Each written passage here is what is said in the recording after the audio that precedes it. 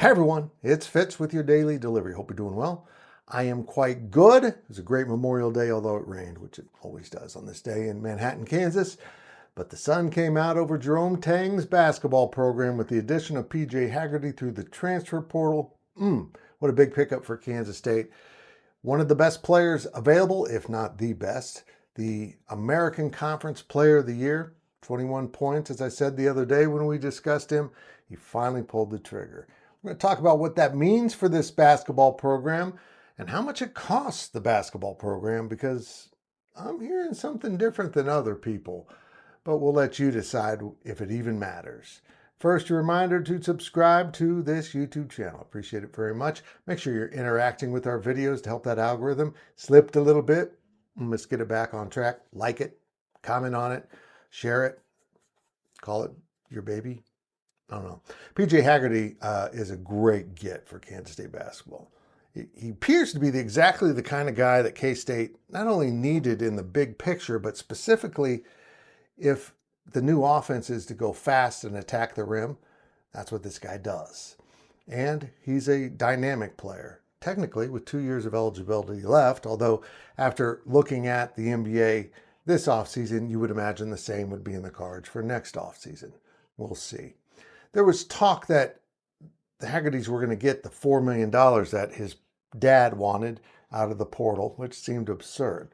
And some believe K-State got pretty close to that. However, there were national media reports that the number was actually more like $2 million with about $500,000 in incentives. I'm told it was actually a little bit closer when it all added up to the $4 million. But let me ask you this. Does that matter? I mean, does it matter how much someone else paid for this player? Look, I can think it's absurd. You can think it's absurd, whether it's 2, 4, 1 million, or $50. Whatever your threshold is for what's going on right now in college athletics, you're going to go over it. And you're going to go over it pretty quickly.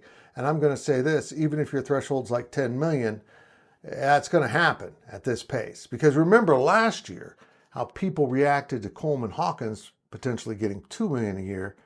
And now that number at least went up by the lowest of estimates and doubled by the highest estimates.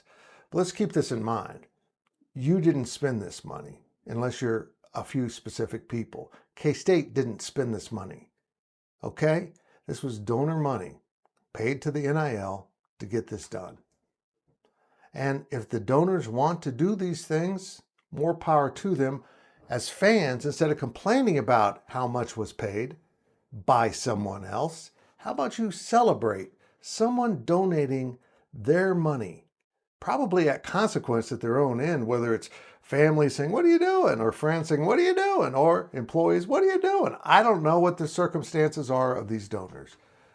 There's a lot of money that other people are laying out to improve Kansas State basketball. And that's the number one goal here. Haggerty is a great player.